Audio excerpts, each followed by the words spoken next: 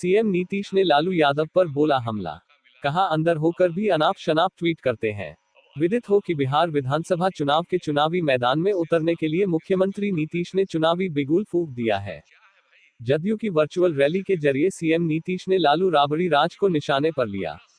इस दौरान सीएम नीतीश ने बिना नाम लिए राजद सुप्रीमो लालू पर जमकर हमला बोला। उन्होंने कहा कि कुछ लोग अंदर है फिर भी बाहर में एक आदमी रख लिया है जो दिन भर अनाप शनाप ट्वीट करते रहता है।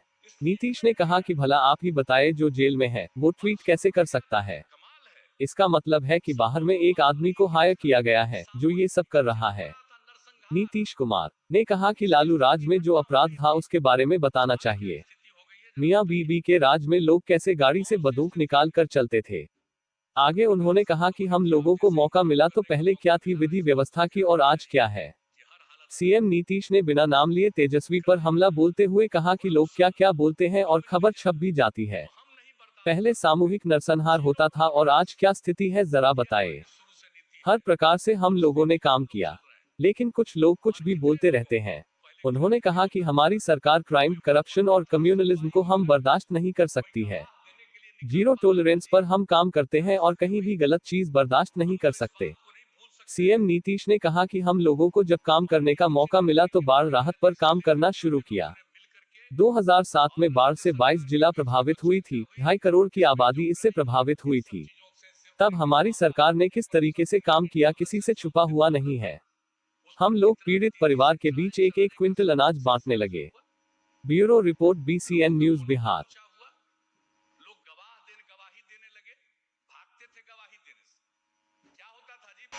अब क्या हुआ है, जब से काम करने का मौका मिला है अब आते हैं हम अब अन्य बातों पर। ये दो जो अभी के लिए है, एक विशेष आपदा की स्थिति, उस पर हमने चर्चा कर दी। अब इसके बाद क्या है भाई, क्या स्थिति थी? पति पत्नी राज 15 साल और उसके बाद मौका हम लोगों को मिला। तो क्या था पहले और क्या है आज? क्या स्थिति थी विधि व्यवस्था की? क्या लोग बोलते हैं आजकल तो पता नहीं, स्टेटमेंट देना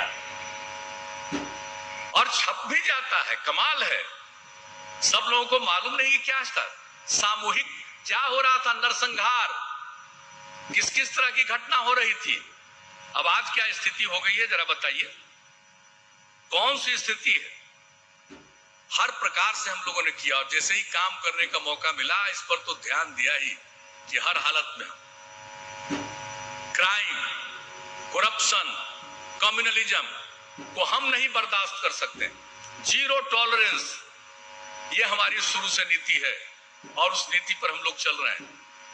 और कितने लोगों को पहले क्राइम भी होता था, कोई हो पाता था सुनवाई वगैरह, कुछ कोई गवाह देने के लिए निकल पाता था जी। क्या स्थिति हुई, हम तो इस बात को नहीं भूल सकते हैं। माननीय उच्च न्यायालय के मुख्य न्यायाधीश से लेकर के अन्य लोगों ने मिलकर के और राज्य सरकार के बीच में जो चर्चा हुई, जिसमें जो क्राइम और इन सब चीजों से रिलेटेड मामला या करप्शन से रिलेटेड मामला से संबंधित मामला था, उस पर कितना तेजी से ट्रायल चलाने का सब सिलसिला शुरू हुआ। लोगों का मनोबल ऊंचा हुआ, लोग गवाही देने लगे, भागते थे गवाही देने से। क्या होता था जी, पहले चलते थे लोग, शाम होने के पहले ही लोग घर में चले जाते थे ना, कोई घर से बाहर निकलता था। और कौन लोग थे? कुछ चंद लोग थे,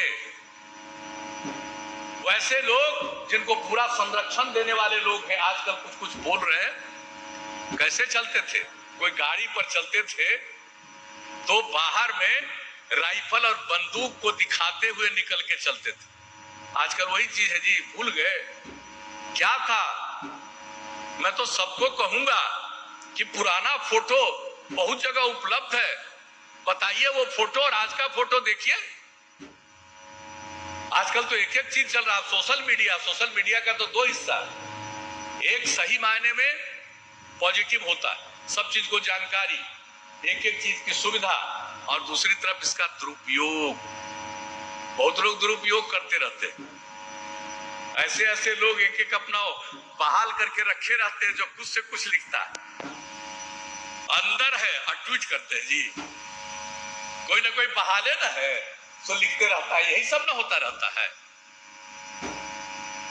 याद करिए एक बार, हम राजगीर में थे, हमारे साथ संजय थे, हमने इनको कहा कि लिखिए, हम लिखाने लगे, 10 लिखाए, और उसके बाद आ करके हम रोज एक एक ट्वीट करने लगे, एकदम इतना चर्चा देख लिया हमने। उसके बाद 5 के बाद हमने कहा छोड़िए, हम सब नहीं।